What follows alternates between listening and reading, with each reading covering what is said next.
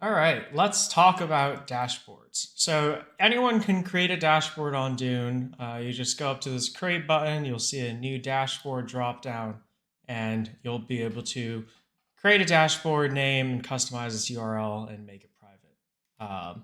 First, let's start with a completed dashboard. This one is from our friend Hildeby, who's a bunch of great dashboards across Ethereum and Bitcoin. And you can see there's some charts or visualizations here, and they can be counters or time series or tables, and there's a few other types as well. You'll see parameters on here, and normally when you see this kind of gray parameter, that means that you can click a different parameter, you can do Control Enter, and you can choose to run either all the queries or just the one query on the dashboard. All right, so a lot of the times dashboards can be very, very long. They're comprised of many different charts, and these charts are all things you can click into to see the actual queries. And we'll talk about the queries another time. So now let's say you want to run all charts on a dashboard. You can just go here and run all of the queries on the dashboard. However, you got a lot more settings if you go and create your own chart dashboard. Right? So if I create a new dashboard and I call it test Dune dash, and I can customize the URL to just be something like Dune dash if I want it to be shorter. This is the URL that's actually shared. This can be changed.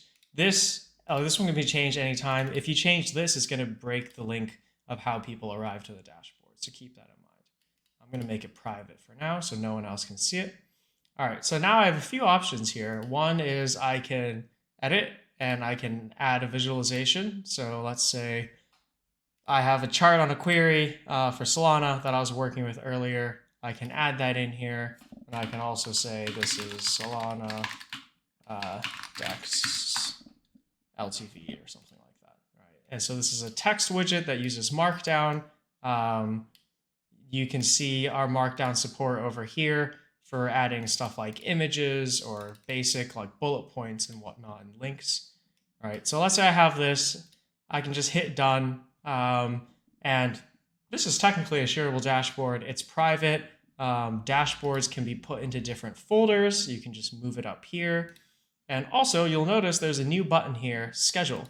So I can actually schedule all queries on a dashboard to run every day, every week, every minute, and choose a specific engine tier to run it on as well.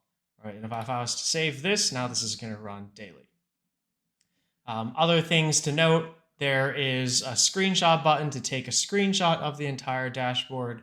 You can fork your own dashboards. You can't fork other people's dashboards in case you wanted to have a version saved.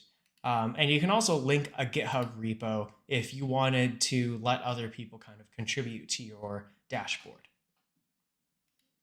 Last thing is just stars. Stars are self-explanatory. Anyone can add a star or remove a star. Now, let's say that I wanted to delete the dashboard or change the privacy settings. I can always go to edit, settings. I could make it public or not, and I can also archive it. Archiving it means that it's deleted. You can still unarchive it if you want, but now it's completely hidden from view and no one can edit it. If you want to learn more specifically about working with dashboards and dashboard settings, go to the dashboards page of our documentation. You can learn about different widgets, embeddings, sharing your dashboard, and other cool dashboard features.